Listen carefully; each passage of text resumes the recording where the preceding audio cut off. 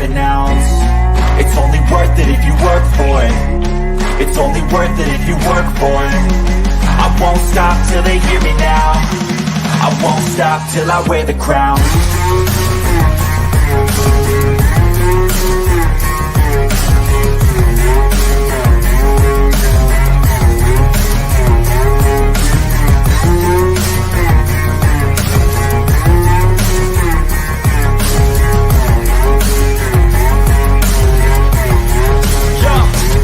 Let's go. I'm just telling you to fight for your dreams, but it's not what it seems. Man, it's hard to be seen when everybody wants to be king. Yeah, they all wanna ring. Yeah, we all wanna be free. Another one bites the dust. Duh, duh, duh. And another one bites the dust. Cut, folks. We are live here for Lions Nation Unite, and we got a packed one for you folks today. We got Dan in the building. What's going on, Dan? Just another beautiful day in paradise covering the Detroit Lions. He said it's another beautiful Dan in paradise. We got amon-ra of the Lions UK. What's going on, man? And doing good, Mike. Hope you're well. I've enjoyed myself a victory Friday, a victory Saturday, victory Sunday, Monday, Tuesday. Just been enjoying this last 5 days and enjoying the woes of some of our divisional rivals as well. It's been almost a perfect weekend, you could say, Mike. Don't you just love seeing the woes? And we got Curtis Steele, sideline reporter, yard barker, the beat writer, the sergeant himself. What's going on, man? What up, though? What's going on, everybody, man? Glad to be here talking Lions with the crew, man. It's like Ant-Man said, man, it was just a great weekend. You know what I'm saying? My Wolverines won. The Lions took care of business on Thursday Night Football. You know what I'm saying? With the asterisks all over the place, man. You know, tripping penalties and all kind of asterisks. All these announcers, man. Asterisks my ass. We won. Keep it moving. You know, it's so funny. When the Detroit Lions defeated the Kansas City Chiefs, I had Bears fans, Packers fans, and Vikings fans saying, oh, it's just one game. It's no big deal, man. They got lucky. The Chicago Bears are taking the NFC North. The Minnesota Vikings are taking the NFC North. And they got smoked by the Buccaneers and the Green Bay Packers. All I got to say is they are who we thought they were. That's exactly what they are, who we thought they were. When you see the cries roar of the Lions UK man, how did that make you feel? I know you're pretty happy. Oh, I mean, you know, certain fan bases have been chirping very, very loudly during the offseason. I think we've been optimistic, but, you know, we've been through 2 years of pain. Like Brad says, we've had our medicine. We've rightly been building this team up because we've built this team up to be good. Other fan bases have kind of rushed the process by a year or two, been laying down a lot of receipts, talking a lot of trash. Like you said, on Friday morning, a lot of Bears fans, oh, that wasn't a proper win. You know, you didn't look good, etc. Jordan Love's your new dad. That's the third dad in a row you've had from Green Bay. It's his second start in the NFL. And just to see them crushed, like, filled my soul with happiness. You know, you could just feel it draining out of them. You heard the stadium, it went dead. They look flat. They look not bothered. Green Bay laid a whooping on them. Them and the Vikings, it's just like, oh, it was a perfect weekend. Honestly, it could not have gone much better. It literally was a perfect week, even to all the way till today. It's just consistently good news. Dan, the man, what did you think about, you know, the Lions winning and the tears from all these haters? You know, the biggest problem I had with it is I don't think anybody expects teams to play at a perfect level, especially the first game of the season. You hear a lot of the national media talk about, well, there's an asterisk, or, well, the Kansas City had drops, or they were missing this player or that player. But I didn't think that was fair to the Detroit Lions. Marvin Jones did not have a good game by any stretch of imagination. He had some drops. He had a fumble. And then, of course, we're missing some people like Jameson Williams. We're missing, Broderick Martin, among other players. So in sports, usually it kind of levels out. You feel bad for the other team, but you don't feel that bad. And especially a league like the NFL, never, ever make don't ever make an excuse for why you win on the road, especially against the defending Super Bowl champs. Curtis Steele, I know of all the people, you are exceedingly happy with the results. A little bit of flaunt going on because people talk trash to you, all these fan bases, and your smile right there, that grin that you got is exactly what I want to talk about. Talk about Yeah. how you feel after this. I think the thing that makes me feel even better than just winning is the fact that the way that they won. They didn't play their best game. It wasn't the best game for the Lions in any stretch of the imagination, especially on the offensive side of the ball. You look at that second and third quarter, a lot of stall drives, you know what I'm saying? Just consecutive stalls on the offense. And we talk about Marvin Jones, man. That's the first fumble of his NFL career. The first one. And like he just had a bad game. The timing was off with Jared Goff. That rhymed. But anyways, but they were resilient, and when they needed that running game, they just leaned on that offensive line and David Montgomery and Jahmyr Gibbs and shoved that ball down the throat of the Kansas City Chiefs. They took advantage of the mismatch, and they were like, "Hey, okay, we know what we can do. We know what's going on. Let's just pound the rock and get it." You know, it was like just like run the damn ball. I mean, like just run it. I mean, you guys have the advantage. The offensive line is good. And Big V was the highest rated PFF score of any offense, I think any Lion in the offense. I think maybe I think on the team he had the highest rated PFF score for that game. But you look at that, and then you look at my man BB doing his thing. I just love the way they played. They were resilient, they were hungry, and no excuses. Andy Reid said no excuses. Patrick Mahomes, no excuses. There's no excuses to what happened, you know. Either you're gonna win or you're gonna lose. You have to play the guys that's in front of you. But I love the win. I love going out with my Lions gear all weekend, you know what I'm saying, around here in North Carolina, you know what I'm saying, and you know what I'm saying, doing my big dog chant, you know what I'm saying, for the Lions this weekend. hey, look, karma's a bee. I got to tell you that. When you do bad unto others, it comes around and gets you and puts a smile on everybody else's face. So last night, one of the biggest names that was in the NFC North, quarterback there for the Green Bay Packers, was traded to the Jets. Fourth play, Achilles injury, done for the year. It does have effect on the Lions because now Green Bay gets a second-round pick. They're not going to get a first-round pick. So what is your thoughts on that, Ant-Man, what you with Green Bay and Karen Rodgers? I mean, at the end of the day, it is a great shame. The Jets, a franchise like us who've struggled for years, been through a lot of pain, who've been through a lot of suffering, and, you know, they've kind of gone the opposite route to us a bit. They went and got the star guy, the guy who they thought was going to take them to the end. And to lose him after 4 snaps is a hammer blow.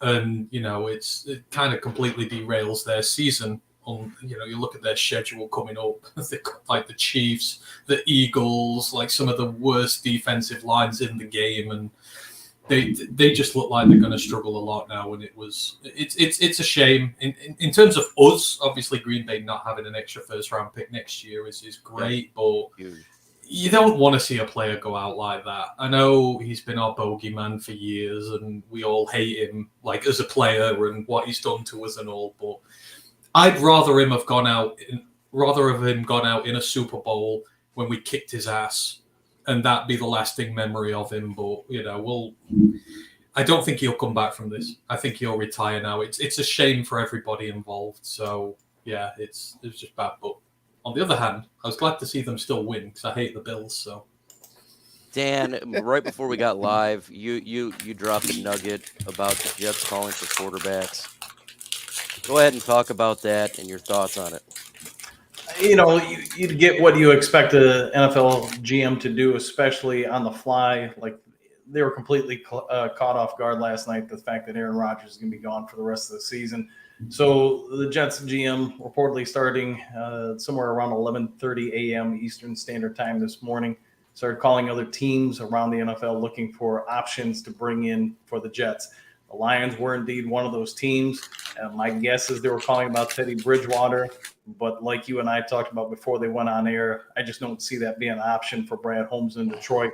I mean, you would really have to come after Teddy Bridgewater with a king's ransom to pry him away from the Lions, I think, in the middle of what they're hoping will be a playoff run and maybe even a Super Bowl push this year. So you're not going to give up somebody as important as a backup quarterback unless, again, you're getting just an outstanding return on that investment. Nah. We ain't giving up Teddy Bridgewater. Nah. We see what happens when you lose your starting quarterback. You need to have a backup there. Teddy Bridgewater has solidified a position on this team that we've been waiting for years. And the last freaking thing we need is Jared Goff to go down, and there's no Teddy Bridgewater there to hold the fort down. You're like me, Kurt. I'm looking at your facial expression. You're saying, nah. Nah, bruh. So, was that Mike Payton from A to Z Sports, used to be from Pride of Detroit. He was like, well, would you do it, man, for a first round draft pick from the Jets for Teddy Bridgewater? I'm like, nah, because you put yourself in the exact same position that the Jets are in now.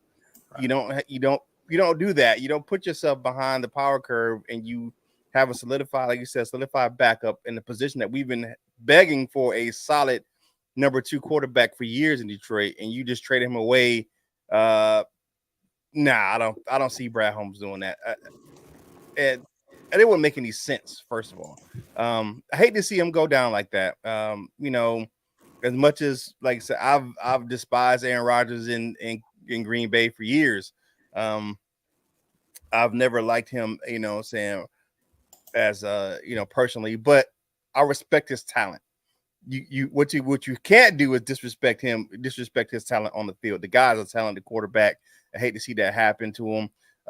40 years old. I don't know how he comes back from that.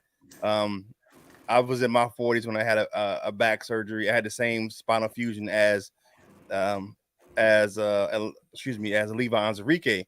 Had the exact same surgery. The exact same surgery. So I know what it's like to be a 40-year-old person that has a major surgery. Mm-hmm. And that's a major surgery for a guy like Aaron Rodgers, man, who he's not a running quarterback, but he's mobile enough where he can move in the pocket. He can slide, when protection breaks down, make plays with his feet, and he needs that. And I don't see him coming back from that, especially at this age. Tough way to go out. Tough way to kind of, and you watch that replay and you can just see that calf just kind of just vibrate. And I'm like, oh, that's bad. That's terrible. Hate for him to see him go out like that. Best wishes to him in his next adventures, man. Maybe he might be the co-host on Pat McAfee or something. But moving on, but there's no excuse. But look at this, right? Look at the Bills, right? So is that lost to them asterisk or something? That's a pretty bad. That's kind of a tough loss. And they put the asterisk again. If you heard that last night, did you hear that? Yeah, they said the word asterisk again. I'm like, come on. Penalty on that. It should have been a tripping penalty on the punt return, but it is what it is, man. The refs didn't call it. It is what it is, man. I don't see asterisks. Plays happen. You have to line up the guys you got to line up against with the Lions, and it wasn't an asterisk when Brian Branch took that pick 6 to the house. 100%. Asterisk that. Asterisk that, man. 100%. Yeah, we don't need to be trading away Teddy Bridgewater. Nah, it's not a good Nah, we're good. Look, we don't want to get the same situation there. It's just not the case for the Detroit Lions. And there's plenty other quarterbacks the Jets can go ahead and poach. They can go ahead and bring Tom Brady back. I don't care. Just don't mess with us. We got our stuff going on over here. And we face the Seattle Seahawks Sunday. And right now the Lions are 5.5 favorites in that game. Ant-Man, what is your thoughts? Lions, Seattle Seahawks. Do you think that the Lions should be favored? And do you think that we're going to whoop on them? I think we should be favorites. I think just about. But they're a bogey team of ours. They're just one of those teams that every time you play them, they always find some way to win or something happens. We saw it last year where they eked out that one against us, and it was just, I'm hoping we're over that now. Because see, the big thing I took from the Chiefs game was, I talked about coming to the season. I don't, no questions about the talent on this team. It's about the mentality and can they win under pressure, because they've not been under it before. And they did. Under all the pressure in the world, with Kelsey and Jones been out, it was like they were almost expected to win with them missing their players, and they did. So now that we come up to Seattle, a team we usually struggle with, We're going to be at home. The atmosphere is going to be raucous. People are going to be out for blood. I think it's going to be a huge struggle for them with their cadences to hear. I think the team are going to feed off it. And this, to me now, that Chiefs game is, I think they're a really good team, and I think they know how to go out there and win. And I think they will actually go out there and whoop them. I think that they're having issues. They lost the tackles at the weekend. They might still be healthy, but the line is still dinged up. I think Evan Brown's the starting center there now. I know we have respect for Evan and that, but no reason you can't get after Geno this time. We sort of lacked the speed to get after him last time. Now you got Houston out there. Hutch is at the top of his game right now. He's easier to hunt down. He's easy to make plays against. And their secondary's in trouble as well. Devon's not playing. He's not back from injury yet. They're missing safeties. That secondary is very thin with guys who are hurt. So you can absolutely throw the ball on these guys. I'm confident that we can for once because, as I say, I believe in this team and its mentality to go out there and win now. The only question mark I had left about them, and they've answered it. So I think we deserve to be favourites, and I think the atmosphere there is going to be too much for Seattle. I do see us winning fairly comfortably. I'm with you. I think this is going to be a bloodbath, and the Detroit Lions are going to freaking stump a mud hole in them. I think that, coming into this season, I was thinking, you know what? This is going to be a difficult game. I don't think it's going to be difficult. I think this one's going to be a bloodbath. I think Geno's going to get hit left and right with Aiden Hutchinson. Their offensive line is reeling. Geno Smith reverted back, and now you're going against this secondary and this defense. And best believe they're going to unleash Jahmyr Gibbs in this game. Oh, my God. I think that this could be where we do see Teddy Bridgewater in the fourth quarter because it's a bloodbath, and Jared Goff's got his hat on and letting this thing go. What do you got, Dan? I think if Seattle's starting offensive tackles aren't back for this game, the Rams really exposed them. Remember that Seattle actually had the lead at the half of that game, but when the both tackles went out, the Rams put Donald out wide, and they just didn't have anybody who could block him, among other people. I think, man, if you look at Harris, Hutch, Houston, Pascal, Timbuktu, whoever's going in there, Seattle's going to have to run the ball an incredible amount to keep Geno Smith from getting killed. So I think it favors the Lions a lot. The one thing I do really want to see is the offense kind of pick up. I know Curtis talked about it earlier that, the Lions offense just didn't look in sync the vast majority of the first week. So can they pick that up? Can somebody other than St. Brown pull coverage away? There's a reason why Brock Wright started the game, and then real quickly they went to Laporta because Laporta could get separation, get open, where Brock Wright was struggling. The Lions offense, I think, is ultimately going to determine the fate if we can win this game or not. Okay, so about that, we all seen that the Lions offense wasn't as good as they thought they were. So is barely every single offense in the NFL. Right now, the Lions offense is top 10, even after not doing that great. It's because everybody was like that in week one. So if you look at the stats, it's like, we're still a good offense. It's just a lot of teams were like the Lions, a little bit rusty. Kurt, what do you think Sunday? Bloodbath? Do you think that maybe we're off our rockers? I think it's going to be a bloodbath. I would say one thing. Don't fall for the week one lie. And that could be both ways. Sometimes week one could be that outlier because, it could be either good or bad. Some teams play bad the first week and have a good, rest of the season. You look at us that first couple of weeks of the season, didn't play well, then, picked up the second half. But I believe that the Lions, if they play up to their potential, if they keep that momentum from last week, and I think it carried over from the end of last season, I think we should be good. If you look at what Seattle is dealing with right now with the injuries, and I think your news just broke that they're signing Marcus Peters, 41-year-old offensive tackle, to come back and play. Apparently, one of those tackles is going to be missing, and it's one of those things where we can take advantage of it. I think the defense, the matchups that's going to be key for me is in the secondary for the Lions. What are we going to do with their wide receivers? We look at the DK Metcalf. Do we have someone that's going to be big and physical enough to match up with him? I think we have enough in the slot with Smith and Jigba, and you have Brian Branch going to be covering him. and you have Lockett on the other side, I think we can deal with those guys. It's going to be that tight end matchup is going to be an issue because that tight ends killed us last time. And just make sure we keep pressure on Geno Smith. If we can, attack the missing either the backup offensive lineman. Peters is a veteran, but guess where he's been? On the couch, man. 41 years old. You had to take advantage of that, man. You bring those guys, bringing Hutch and Houston and Kaminsky and Pascal, and you just keep rotating those guys in and out and keep a fresh set of legs on a guy like Peters. You can wear him down, man, because he's been on the street.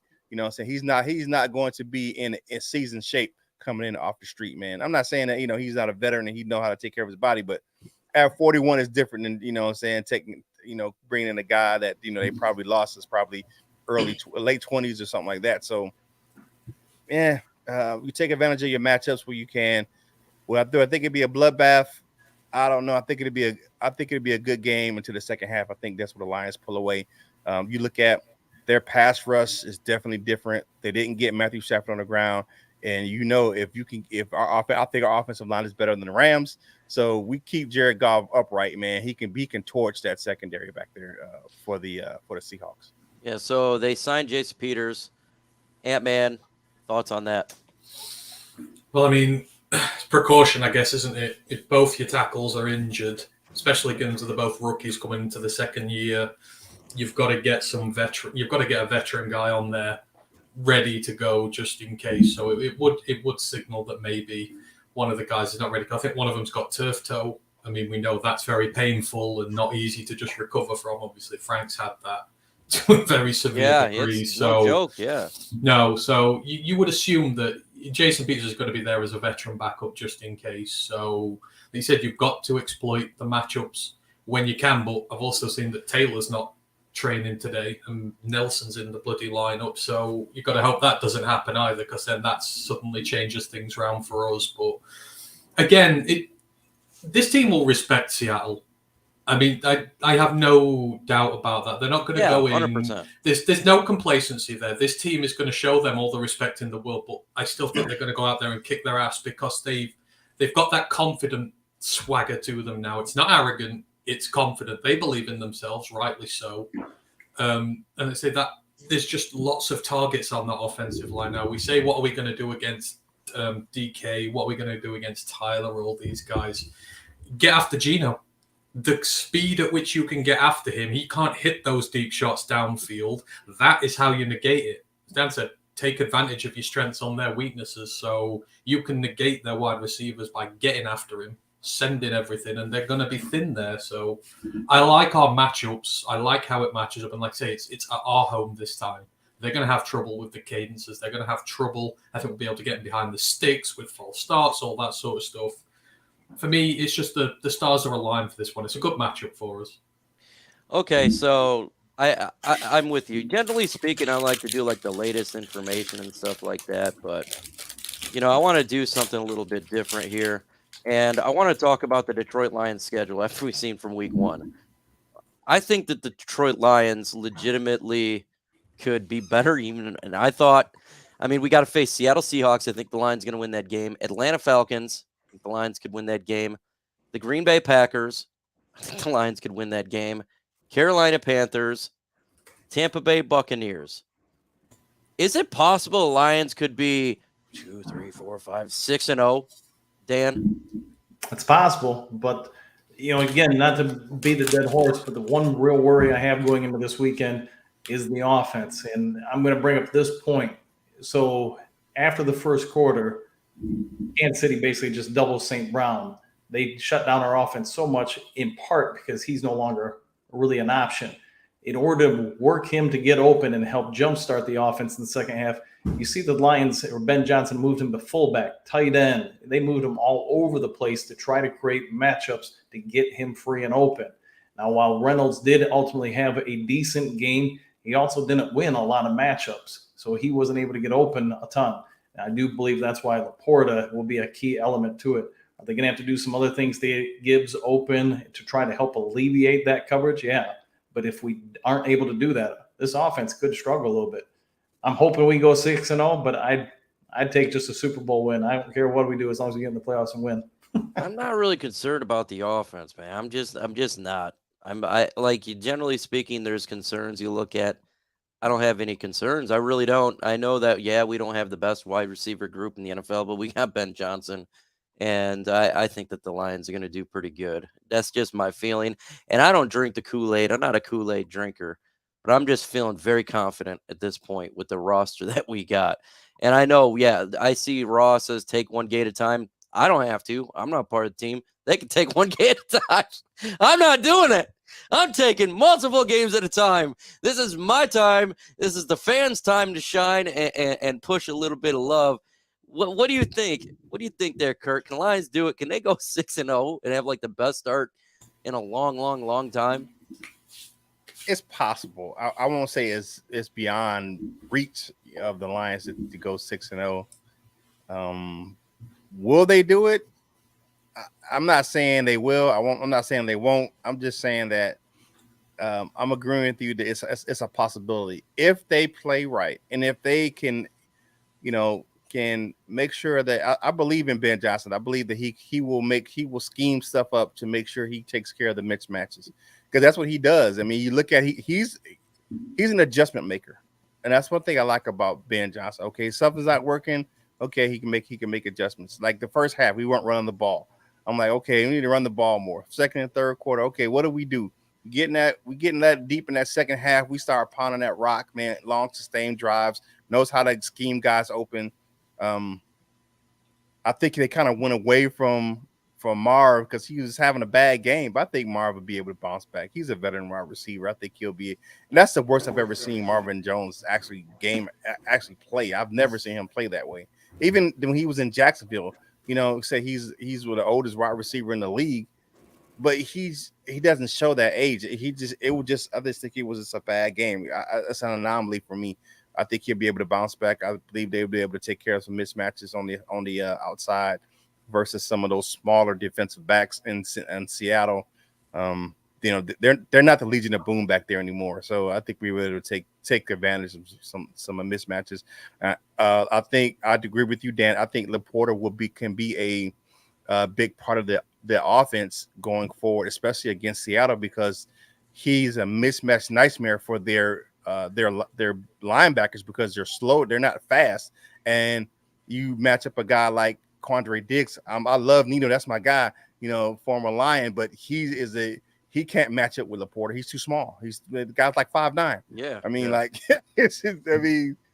as much as I love who he is as a player, that's just a mismatch nightmare for the smaller safeties that they have in Seattle, or even if they bring in Devin Weatherspoon, who's coming off an injury, he can't match up with Sam LaPorta. So I think it's going to be where they're going to maybe run a lot of 12 personnel, 2 tight end sets, and try to take advantage of those linebackers that they have in Seattle.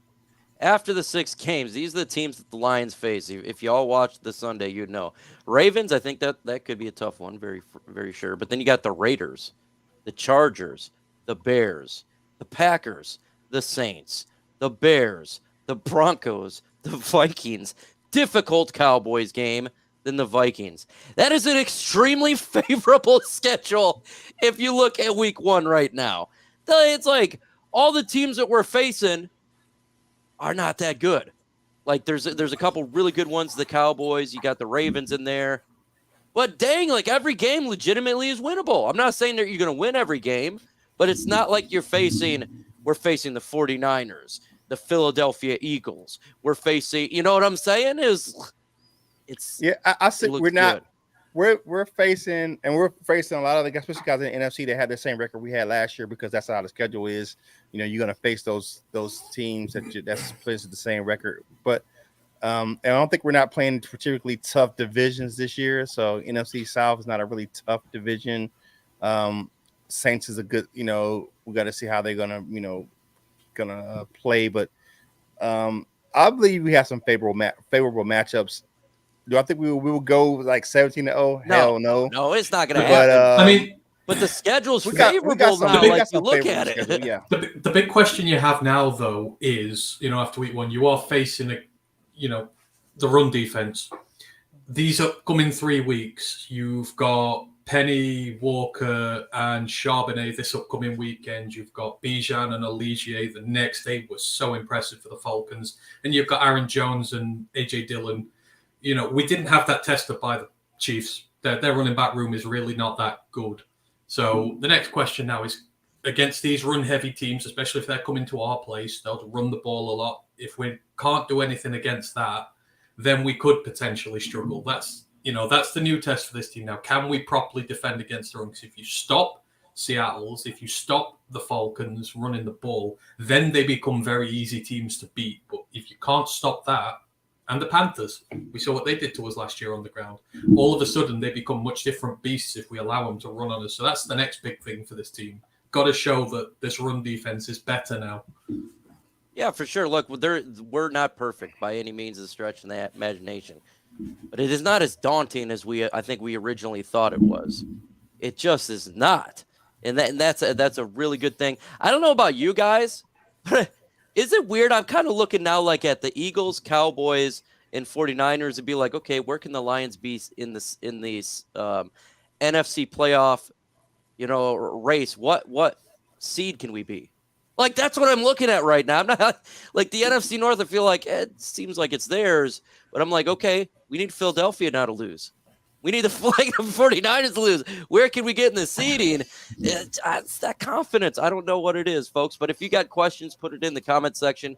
Maybe I'm sipping on the Honolulu Blue and Kool-Aid a little too much. Very, very possible. But I gotta say, when you beat the Kansas City Chiefs, you go at their house at home, and then you see what happened to Seattle. They got destroyed by the Rams. It's like, woof. It's looking pretty good, folks. It definitely is. Let's see. Bros, Bucks and Falcons are going to meet grind divisions this year. I don't know. I think the Bucks is not, I don't think they're that good. I watched the whole game. I'm sure maybe you guys have, as well as the NFC. I didn't get really to see the Atlanta Falcons game, so I know they ran the ball really well with Bijan Robinson. I know that, but I didn't I didn't watch the game specifically. Still think we're just a little bit better for sure. Let's take one game at a time, pay full attention. They can. The players can pay full attention. The coaching staff can pay full attention. I don't have to. That's their job. My job is I don't care. What I say and focus on doesn't affect the Detroit Lions. It just doesn't. So they can focus on it. And guess what? They are. They're not doing like what we're doing here. They're doing something different over there, and that's perfectly fine. If you got questions, throw it in the comment section. I'll be live on the Huge Show at 4:05 p.m. So if you guys want to hear on ESPN Radio, go on the Huge Show. I will be live on there. And in West Michigan, it's 96.1 FM. I'm not sure. It depends where you are. It's different. So you just look up the Huge Show, and then that is good to go for you. Let's see. Baker shows up his first game, and every team that reverts back to his normal level play. DK might get suspended, and Lockett is still in concussion protocol. DK gets suspended for what? Am I missing something? Because I didn't. Oh man, it was terrible. He actually hurt a Rams safety. Blindside blocked him like out of nowhere and like hurt the kid. So he shoved him off ball, didn't he? Yeah, It wasn't even a block. It was terrible. It wasn't even a block. He just walked up and shoved him. Why? What a D bag. Just being a bully that he is. Yeah, it was out of no. I mean, it wasn't even part of the play. The kid, I mean, it was just like the guy was just standing there, and he was like, I think he actually injured the young man. So then he should get suspended. Right. Yeah. I didn't see it, so I didn't. This is the first time I'm hearing about it. And Lockett is in concussion protocol. Well, if those guys can't go, it's done. There's just no way. I mean he's got a rib and hip contusion apparently from the shot. Yeah, the young player from the Rams. Yeah, it was bad. He lifted the kid off the ground. I mean, it was like bad. I was like, why did you? It was like, and the refs didn't even see it. He got flagged for unsportsmanlike the next play, but put it this way: if it was JMO, he'd have been suspended for the rest of the season already. Yeah, he probably. Yeah, Yeah, If it's the Detroit Lion, it's done. These guys are Yeah. they are suspended from the NFL permanently. They're they're gone. I got to see it. I didn't even see it. Didn't even hear about it. Let's yeah, see it was bad. It was if bad. Lockett, DK Metcalf, and their starting tackles don't go. Yeah, they're in a I'm sorry, real- man. It's Dan over. would have hurt if they. It's gonna be like Dan the meat 40 grinder right now. 40-2 or something ridiculous if that happens. Yeah, Jared Goff, man, take a break here in the second half of the game if that's the case. I don't know if it's going to happen, folks. I just heard about this while we're talking. So. Yeah. Doesn't that mean it'll be an asterisk win though? No. Oh boy. No. Yeah, man. Hey, And, man, hey, go tell eat You it, did man. it to yourself, man. Knocking people out. You did it to yourself. Yeah, Exactly. it was egregious. I didn't understand why he didn't. I didn't understand why he didn't get the. Why they didn't He was buzz down frustrated. and I throw think him he out was of the- frustrated. They should have thrown him out of the game. That game, he should have been tossed out of that game. I think It he was bad. frustrated. It was because they bad. were getting battered. Yeah, it And was he bad. needs to chill out, man. It's just a game, dog. You don't need to be injuring somebody. If he doesn't get suspended, he'll have a fine letter in his locker today or tomorrow. Well, let's hope for a suspension. That would make it.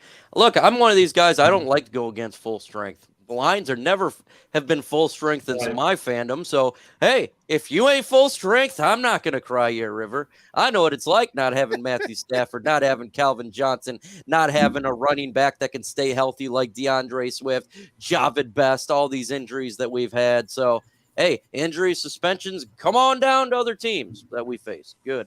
Linebacker room isn't too shabby either, even though I'm really not a fan of Angeloni. Oh, you mean I was like, who's Angeloni? Anzalone. Yeah, look, I think the linebacker room is pretty good. I think it is. Angeloni. That's funny. How many sacks this year?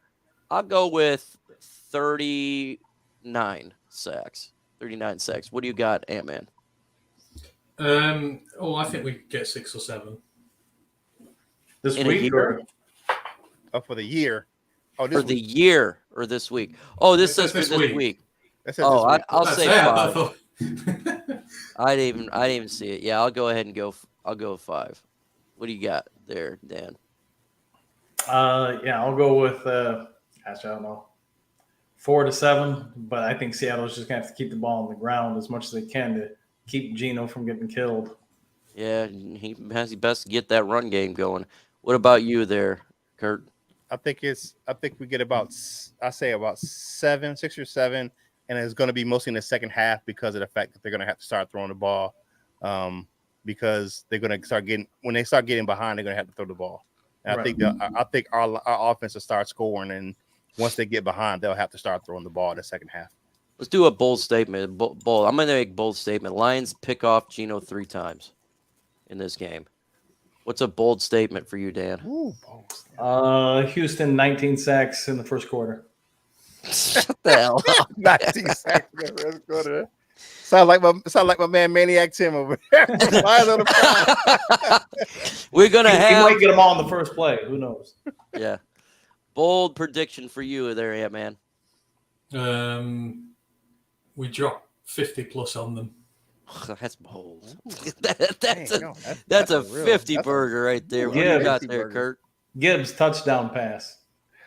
Oh, There you go. okay. Bold prediction.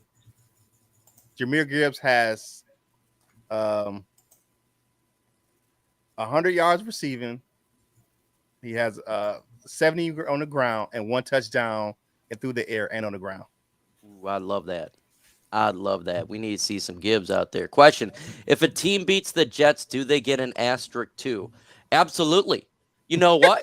You know what? The Bills, they lost. They get an asterisk and a For the half. loss. Yeah.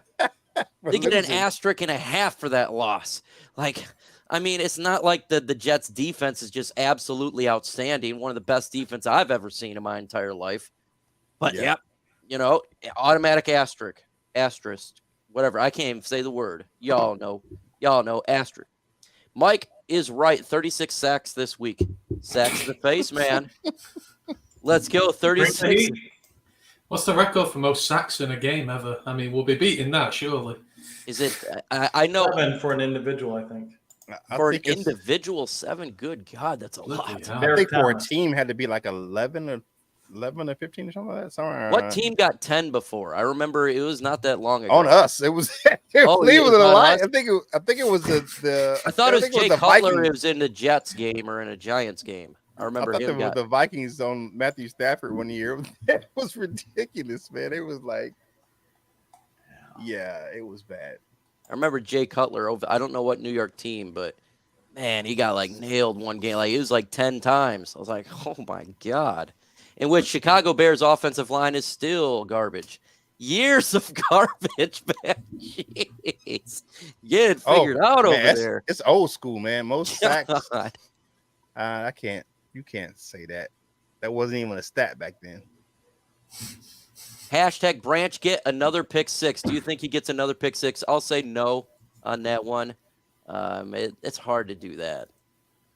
Who on offense besides Goff will have the biggest impact? Ooh. Laporta. I'll go St. Brown. You got Laporta. What do you got there, Ant-Man, and then Kurt? I think they unleash Gibbs this week. I think this is where we see the touches scream up, and I think he's in the pass game and the run game. Gibbs will be the guy this week. It'll be. I'm saying Gibbs. I'm saying Gibbs too. I agree with you, Ant-Man. I'm thinking that too. I want to see this kid, man. He has. What did Chris Conover say? He said you can hear it. There's like the changing gears, like when he runs. It's like you can like hear the speed of the field. So, one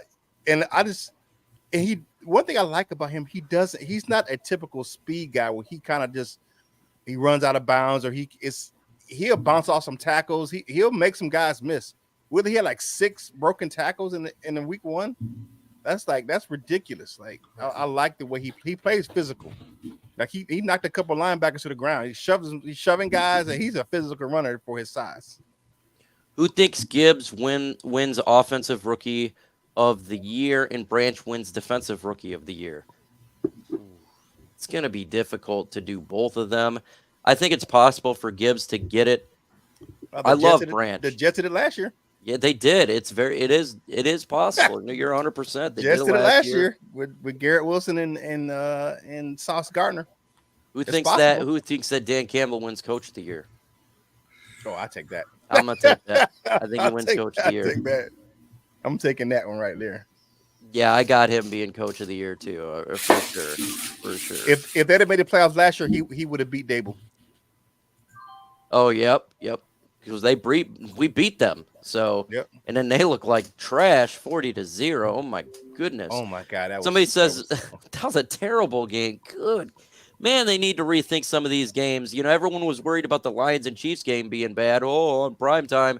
Y'all, primetime games suck. The Chicago Bears and Green Bay game sucked. The game last night sucked. And the Dallas Cowboys and Giants game was royally suck.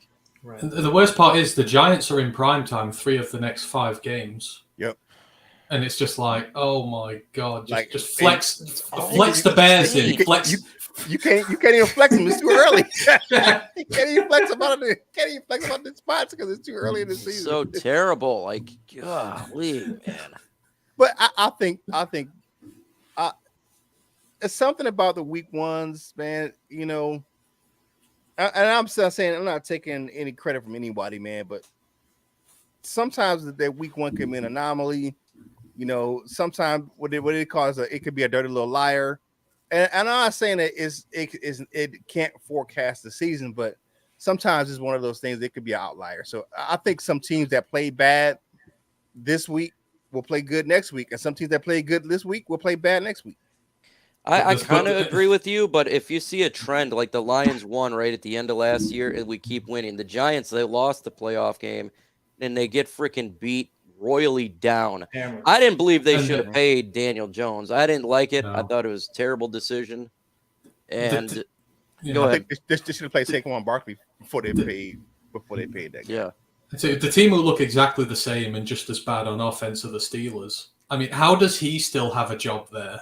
The way they play, they are awful at this moment in time. He's going to lose his winning record streak this year. Tomlin is. Someone says my take that will make Mike mad. This may trigger Mike, but Will Harris with the pick 6. If you got a pick 6, I'm not going to be triggered about that at all. I'll be doing a backflip. Like, I don't hate the guy, but I hate his play on the field. Like that's it. Like if Tim Boyle were to come out and be like the God Emperor quarterback, if he was played for the Lions, great. But if Will Harris comes out and plays great. But it hasn't done it yet. Whereas if he slips on his arse again while looking after DK Metcalf and Metcalf walks into the end zone for a touchdown, that would be the thing that would trigger everybody. Like last year.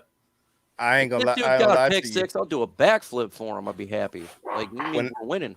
When I saw him come in the game, when Brian Branch went out with cramps, I was like, oh, hell. Tracy Walker.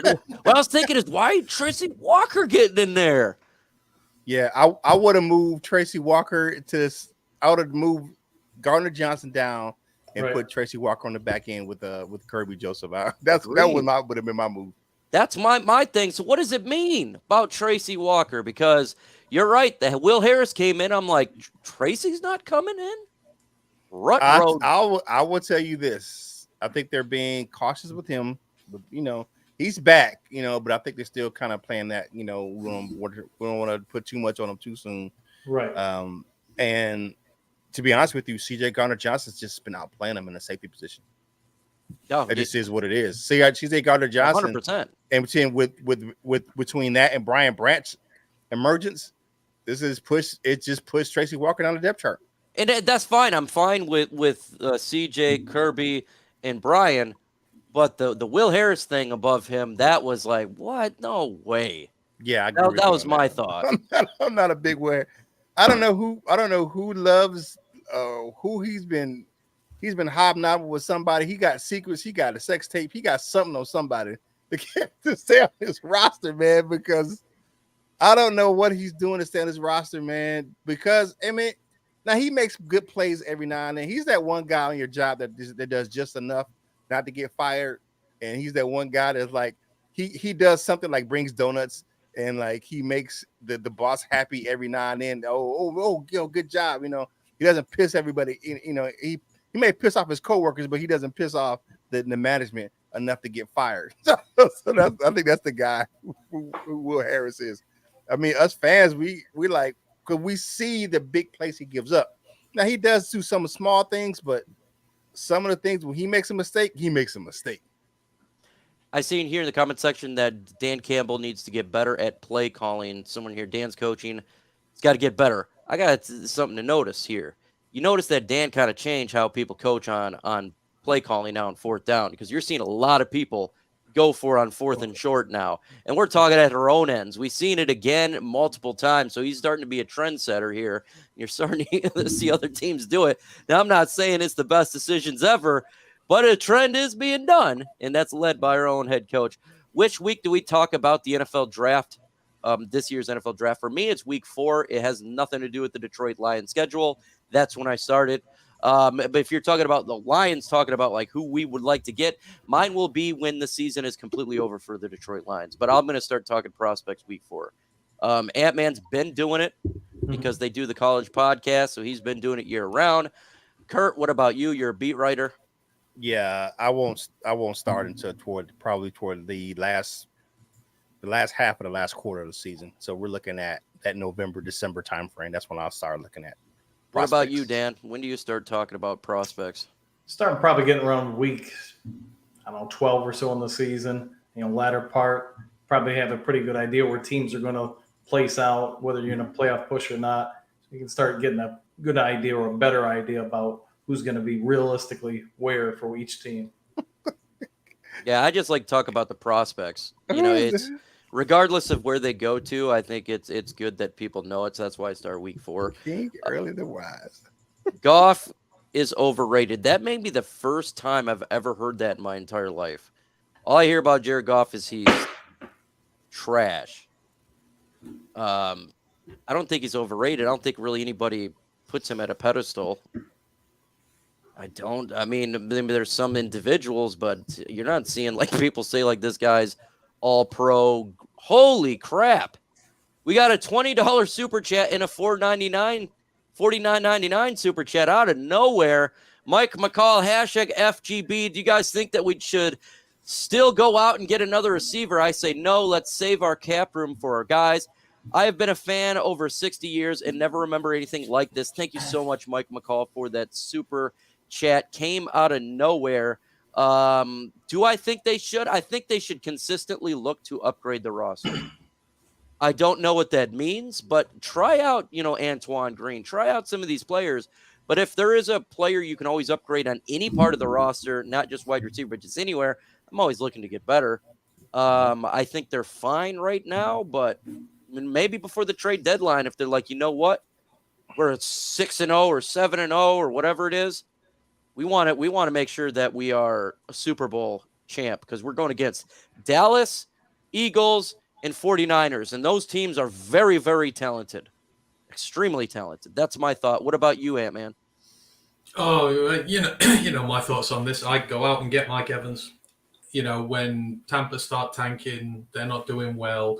Go out, get him. Why? Because he makes you a Super Bowl contender.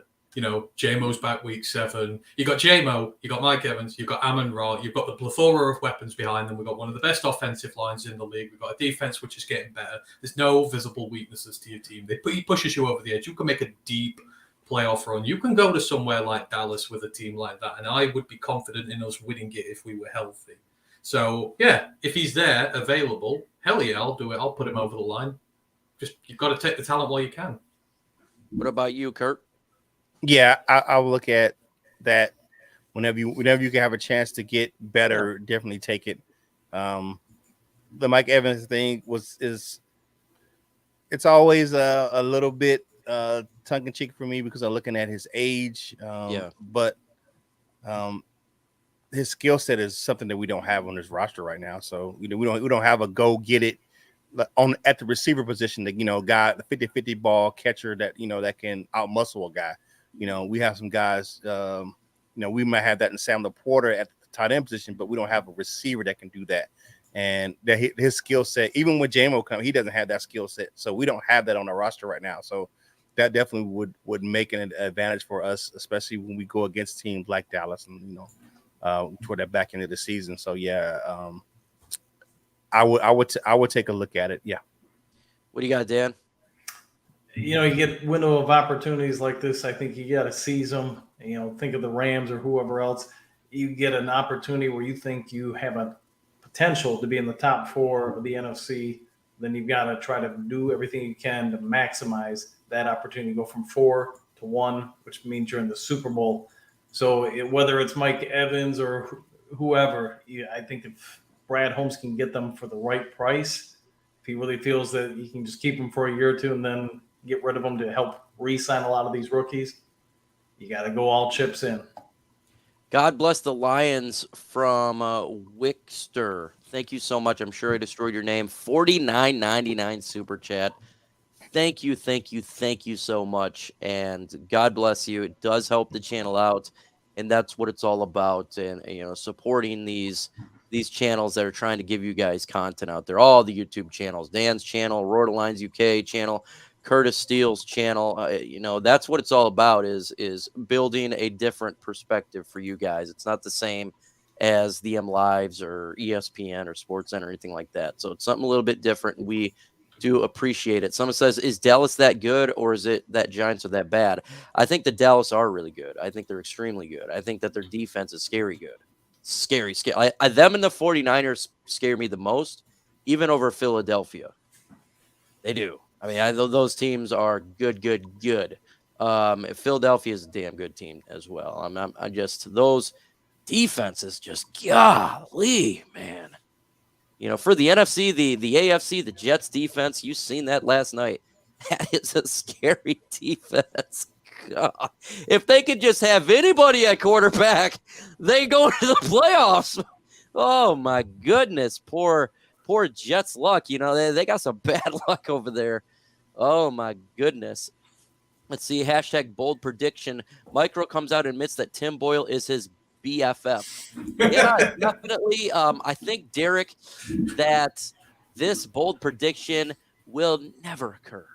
I don't think it will ever occur. But I must say, maybe he is better than Zach Wilson. He is the practice squad quarterback for the Jets.